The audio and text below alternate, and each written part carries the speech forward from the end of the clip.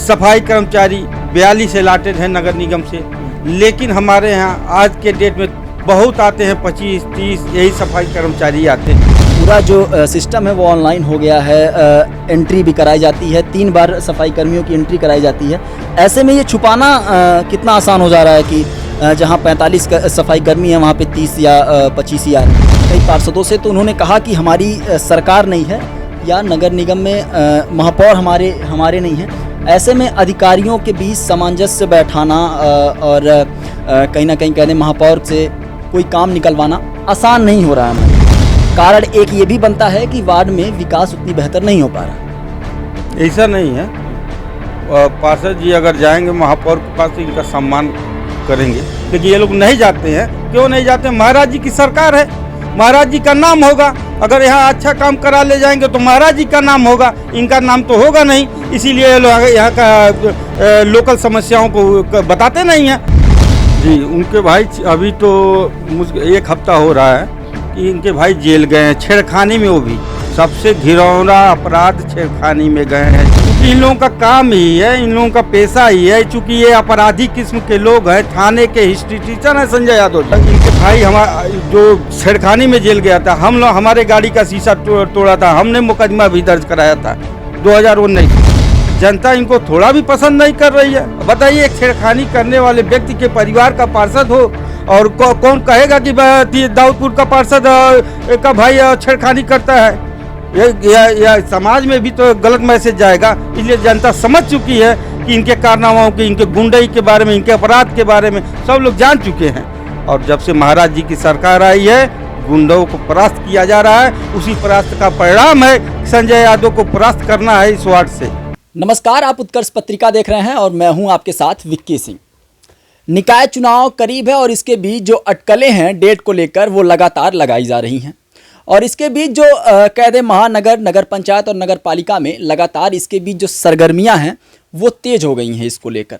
और ऐसे में अभी हम गोरखपुर के वार्ड नंबर 46 में मौजूद हैं। वार्ड नंबर 46 जो वार्ड नंबर 56 हो चुका है।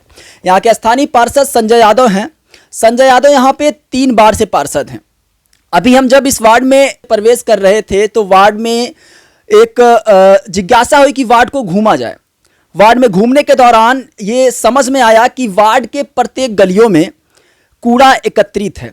अभी जब मैं इंटरव्यू कर रहा हूं तकरीबन 11 साढ़े 11 बज रहे हैं और तब नगर निगम की गाड़ियां जो है तमाम गली मोहल्ले में जाकर कूड़ा उठाने का काम कर चुकी होंगी। लेकिन ये जो समस्या है वो इस समाधान से परे है कि वहां पे शायद नगर निगम की गाड़ियां नहीं पहुंची और कूड़ा को नहीं उठाया।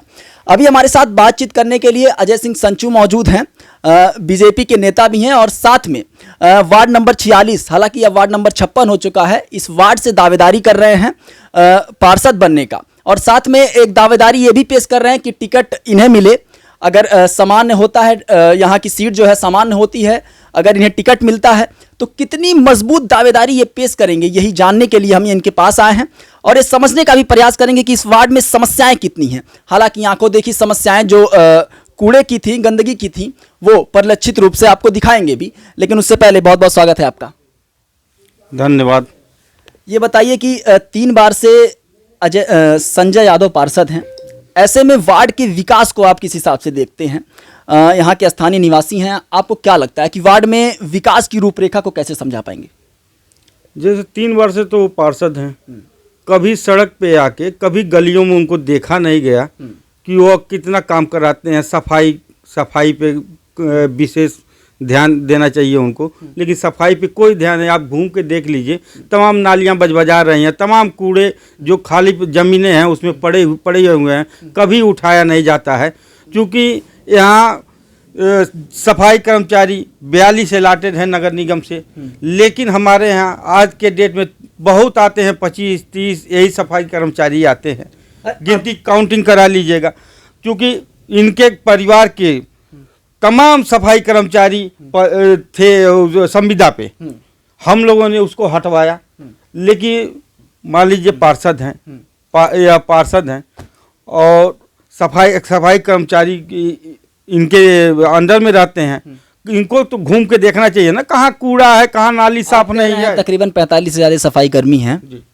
और मौजूदा में अभी 25 या 26 हाँ 25-26 लोग आते हैं। लेकिन ऐसे में अब जब पूरा जो सिस्टम है वो ऑनलाइन हो गया है, एंट्री भी कराई जाती है, 3 बार सफाई कर्मियों की एंट्री कराई जाती है, ऐसे में ये छुपाना कितना आसान हो जा रहा है कि जहां 45 सफाई कर्मी हैं वहां पे 30 या 25 ही आ रहे हैं। नहीं जी, ऑनलाइन जो है ऑनलाइन जाके कर देते होंगे लोग, लेकिन सफाई कर्मी मान लीजिए आपके रिश्तेदार कोई हम पार्षद हैं, हमारे रिश्तेदार कोई सफाई कर्मचारी है तो काम करने जाएगा। यही टाइप में 10-20 लोगों की नियुक्ति हुई है, यहाँ कराए हैं संविदा पे, और वह तनख्वाह लेते हैं। अपने ड्राइवर रखे हैं, ड्राइवर का भी तनख्वाह लेते हैं, वो सफाई कर्मचारी के रूप में है। जो काम उनके घर करता है सारे सफाई कर्मचारी हैं, काम करते हैं, तो वो आएंगे आपके यहाँ काम करने, रोड पे काम करने आएंगे। अच्छा एक बात बताइए, समाजवादी पार्टी से हैं वो, और कहीं ना कहीं गोरखपुर में पूरी तरीके से भारतीय जनता पार्टी का राज है। चाहे अगर महापौर की बात कर लें, अगर सीताराम जायसवाल जी हैं, और अधिकतर जो पार्षद हैं वो भी भारतीय जनता पार्टी के हैं। समाजवादी पार्टी से जब हमने बात की कई पार्षदों से, तो उन्होंने कहा कि हमारी सरकार नहीं है या नगर निगम में महापौर हमारे नहीं हैं। ऐसे में अधिकारियों के बीच सामंजस्य बैठाना और कहीं ना कहीं कहने महापौर से कोई काम निकलवाना आसान नहीं हो रहा है हमारे लिए।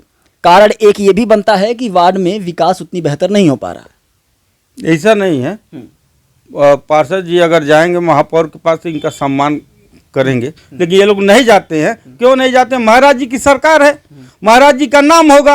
अगर यहाँ अच्छा काम करा ले जाएंगे तो महाराज जी का नाम होगा, इनका नाम तो होगा नहीं। इसीलिए ये लोग यहाँ का लोकल समस्याओं को बताते नहीं हैं। ये लोग चाहते हैं कि समस्याएं बनी रहे, महाराज जी का छवि धूमी लो यहाँ। अच्छा एक बात बताइए, 3 बार से अगर ये पार्षद हैं तो 2012 से 17 तक के बीच में भी ये पार्षद रहे होंगे। ऐसे में उस समय तो कहीं कह दें तो मुख्यमंत्री अखिलेश यादव थे, तो समाजवादी पार्टी की सरकार थी, तो उस समय भी विकास इसी तरीके से बह रहा था। इससे बदतर था, इससे बदतर था। लोगों से घूम के पूछ लीजिएगा उस समय क्या काम करा लेते थे जब इनकी सरकार थी। उस समय इनका सिर्फ एक ही काम था कि यहाँ के सरकारी जमीनों को कब्जा करना। हमारे यहाँ नहर है, नहर जो 72 फीट का नहर है, मौके पे जाएंगे तो 15 फीट मिलेगा। वह सब जमीनें सब इनके लोग और यह पर्सनल कब्जा किए हुए हैं। मौका पे जाके देख लीजिए आप, बगल में है हमारे। डेंगू की समस्या गोरखपुर में बहुत तेजी से फैल रही है। अभी आपका जहां आवास है इसके पीछे एक नाली है, वो नाली पूरी तरीके से ओपन है, खुली हुई है, और वहाँ पे जो लार्वा हैं वो भी पैदा हो रहे हैं। वहाँ से मच्छर, तमाम कीट पतंगे वहाँ से उत्पन्न हो रही हैं, और गंदगी भी वहाँ पे लगी हुई है। कभी आप लोगों ने शिकायत दर्ज नहीं कराई उनके पास? यह तो काम पार्षद जी का है, पार्षद जी देखें। और सबसे बड़ी बात में डेंगू और डायरिया का प्रकोप यहाँ बढ़ गया है। पूरे शहर में डेंगू और डायरिया का प्रकोप है। हमारे यहाँ कभी न स्वास्थ्य विभाग से कभी न छिड़काव होता है, न नगर निगम से छिड़काव होता है, कभी नहीं होता। न पार्षद जी कभी अपील करते हैं, जनता के बीच में कभी दिखाई भी नहीं देते हैं। अच्छा, पार्षद जी के विकास को अगर मान लीजिए अगर गंदगी के हिसाब से हटा दिया जाए तो, और सड़कें किस हिसाब से काम हुआ है, सड़कों पे कितना काम हुआ है विकास को लेकर? तो अब हमारे वार्ड में टहले हुए होंगे, सड़क पे कितना काम हुआ है। अभी जो नई सड़क बनी है, नई सड़क को ऊंचा बना दिया गया है, नीचे सारा पानी जमा हुआ। अभी चले जाइए सीताराम चौराहे से, जहाँ 3 तरफ से रास्ता है, सीधे सीधे पानी दिखाई दे रहा है सड़कों पे आपको। यहाँ बगल में यूरिया कृषि विद्यालय वाले गली में चले जाइए, पानी है। अभी भोला सिंह के घर के आगे बढ़ेंगे, बाएं हाथ देखिए, और दाएं और दाहिने हाथ दोनों तरफ रास्ते पे पानी भरे हुए हैं। क्या उसकी समुचित व्यवस्था भी नहीं कर रहे हैं पार्षद जी की? कम से कम उसकी व्यवस्था कराया जाए। अच्छा, अभी जब बारिश हुई थी तो इस वार्ड में जल जमाव की स्थिति क्या थी? जल जमाव की स्थिति तो भयंकर था। उस समय पूरा हमारा वार्ड डूब चुका था, ठेंगुन भर पानी था वार्ड में। कोई मतलब इसका निदान भी नहीं किए। वो तो नगर निगम के हम लोग जाके अपील किए, पंप सेट लगवाए, तो पानी किसी तरह निकला। नाले की सफाई नहीं होगी तब तक पानी नहीं निकलो, जल जमाव की समस्या हमेशा बरकरार रहेगी। कभी इस नाले का, बड़े वाले नाले का सफाई हम देखे भी नहीं किए। कम से एक बात बताइए, बावजूद इसके इतनी समस्याएं हैं, बावजूद इसके जो है पार्षद जी 3 बार से पार्षद कैसे चुन रहे हैं? जनता उनको कैसे चुन रही है? वार्ड की जनता ही तो उन्हें वोट करती होगी, कोई ना कोई विकास तो उनको दिखता होगा, कोई समस्याएं नहीं दिखती होंगी, तभी तो पार्षद जी को वोट 3 बार से किया जा रहा है। जी यहाँ बोगस वोट बहुत था। बोगस वोट को हम लोगों ने कटवाया। कम से कम 800 से 1000 वोट बोगस है। बोगस वोट को थोड़ा सा मान लीजिए, जो लोग नहीं समझ पा रहे हो, बोगस वोट को आसान भाषा में। बोगस वोट मतलब कि जो अपने बाहरी लोगों का वो लोग वोटर बनवाए हैं, तमाम बाहरी लोगों को वोटर बनवाए हैं, उसको चिन्हित करके हम लोग कटवाने का काम किए हैं इस बार। मुख्यमंत्री के शहर में फर्जी मतदाता जो है उत्पन्न होना, ये कितना घातक साबित? यह मुख्यमंत्री के शहर की बात नहीं है। यह वो वोटर जब पहले पार्षदी ये जीते थे उसी समय बोगस वोट था। मतलब यह डलवा लिए थे अपने रिश्तेदारों को, अपने गांव के लोगों को, अपने संबंधियों को तमाम डलवाए थे। अभी तक वो कट नहीं पाया। इस बार हम लोग काम किए हैं, सारे बोगस वोटों को कटवाने का काम किया है। ये भी एक विडंबना है कि फर्जी मतदाता जो है किसी और जगह के आके अगर किसी वार्ड में वोट करते हैं तो इससे भी लोकतंत्र कहीं ना कहीं खतरे में पड़ता है, क्योंकि एक ऐसी प्रणाली है जहां पे आप निष्पक्ष होकर वोट करते हैं। अब एक जगह से आप वोट कर दिए, लेकिन पार्षद जी फिर उनका नाम डलवाएं, 800, 900, 1000 वोट। अब चूंकि पार्षद का चुनाव है, वार्ड का चुनाव है, तो 100-200 मत के अंतर से ही विजय या हार होती है। ऐसे में अगर 800-1000 मत फर्जी डलवाए जाते हैं तो ये कहीं ना कहीं एक बड़ी बात है। अभी आपने कहा कि जो वो वोट है, मतलब 3 बार से वो पार्षद हैं, तो 3 बार से लगातार ये सिलसिला चला आ रहा होगा कि? जी 3 बार से लगातार सिलसिला चला आ रहा हो। पहला चुनाव इनका लोग देखे थे। पहला चुनाव यह मात्र 2323 वोट से जीते थे। पहला चुनाव 2300 से मात्र जीते थे, और उसके बाद यह अपने लोगों का वोट बढ़वाते गए, जीत का अंतर बढ़ता गया। लेकिन इस बार नहीं चलेगा। इस बार सारे वोट नामों को कटवा दिया गया है। अब बोगस वोट अज्ञात होंगे, आएंगे तो बूथ पे हम लोग देख लिया जाएगा उनको। संजय यादव जी 3 बार के पार्षद हैं, और समाजवादी पार्टी की जब सरकार थी तो उस समय उनको बाहुबली कहा जाता था, बाहुबली पार्षद कहा जाता था। और अभी हाल ही के दिनों में उनके परिवार में कुछ ऐसी घटनाएं हुई हैं जिसके वजह से उनके भाई को किसी आपराधिक गतिविधियों में संलिप्त पाया गया है। जी उनके भाई अभी तो 1 हफ्ता हो रहा है कि इनके भाई जेल गए हैं, छेड़खानी में। वो भी सबसे घिनौना अपराध छेड़खानी में गए हैं जेल। चूंकि इन लोगों का काम ही है, इन लोगों का पेशा ही है। चूंकि ये अपराधी किस्म के लोग हैं, थाने के हिस्ट्री टीचर हैं संजय यादव जी, 1 नंबर के हिस्ट्री टीचर है रामगढ़ थाने के। अच्छा। इनके भाई जो छेड़खानी में जेल गया था, हम लोग हमारे गाड़ी का शीशा तोड़ा था, हमने मुकदमा भी दर्ज कराया था 2019 में। तो क्या मामला था? ये कहीं छेड़खानी किए थे मोहल्ले में। ये तो तमाम अपराध करते रहते हैं। चूंकि ये तो अपराध नॉलेज में आ गया, उसको सम्मान करने की जरूरत है। जो उस महिला के साथ छेड़खानी हुआ, थाने तक गई और अपना रिपोर्ट लिखवाई। अच्छा, इस बार के चुनाव में संजय यादव पे कितना असर पड़ने वाला है? संजय यादव के ऊपर तो जनता थू कर रही है। जनता इनको थोड़ा भी पसंद नहीं कर रही है। बताइए, एक छेड़खानी करने वाले व्यक्ति के परिवार का पार्षद हो, और कौन कहेगा कि दाऊदपुर का पार्षद का भाई छेड़खानी करता है? यह समाज में भी तो गलत मैसेज जाएगा। इसलिए जनता समझ चुकी है कि इनके कारनामाओं के, इनके गुंडई के बारे में, इनके अपराध के बारे में सब लोग जान चुके हैं। और जब से महाराज जी की सरकार आई है, गुंडों को परास्त किया जा रहा है। उसी परास्त का परिणाम है कि संजय यादव को परास्त करना है इस वार्ड से।